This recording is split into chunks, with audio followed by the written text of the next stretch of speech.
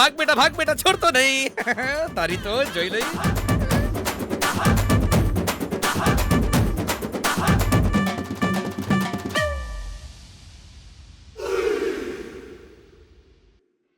શું થયું અંકલ?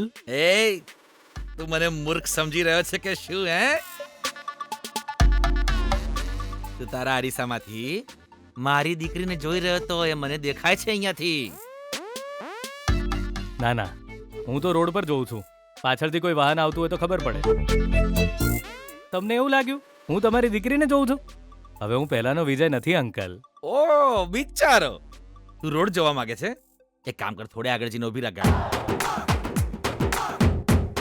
અરે ઊભી રાખ કારને બાજુમાં. હું તને કહું છું ઊભી રાખ અહીંયા ગાડી.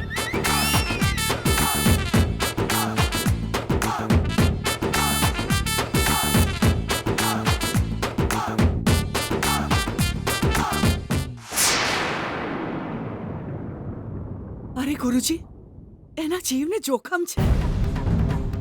હે ઈશ્વર, આની પહેલા પણ એની સાથે આવું થયું છે, પણ એ વખતે તો એ બચી ગઈ હતી. ફરીથી કોળીઓ નાખીને જુઓ ને. ભગવાનનો સંદેશ હતો બેટા, એટલે મેં તમને પહોંચાડ્યો. એ સંદેશ એકદમ સાચો છે. તો પણ તમારા મનનું સમાધાન ન થતું હોય તો કોળીઓ ફરીથી ફેંકવું.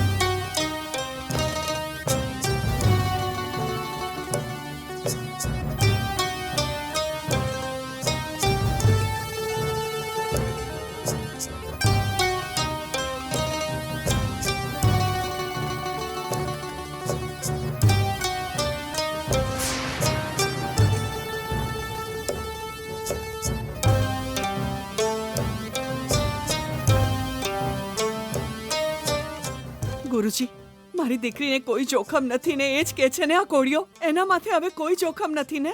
જે થવાનું છે હંમેશા થઈને જ રહે છે. ફરી એ જ આવ્યું. તમારી દીકરીના માથા પર અત્યારે મોત ભમી રહ્યું છે.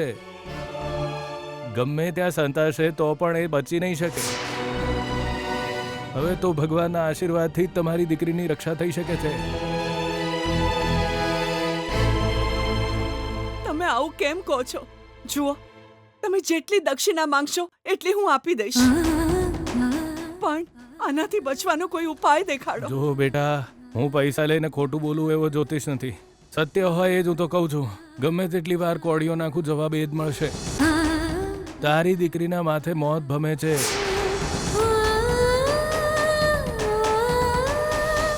એને બદલવાની તાકાત કોઈનામાં નથી. પણ એ બચશે કે નહીં એ તો ખાલી ભગવાન જ જાણે.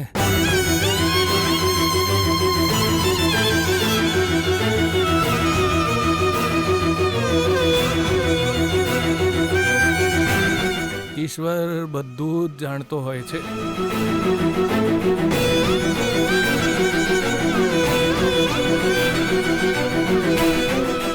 છતી આંખે આંધળા ના બનો. જાણી જોઈને ભૂલ ન કરો.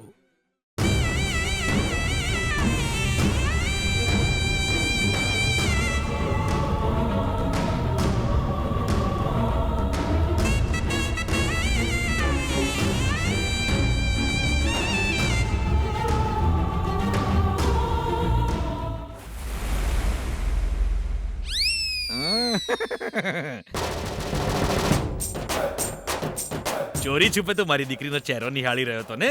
જો જો જો, હવે જો તું સરખી રીતે.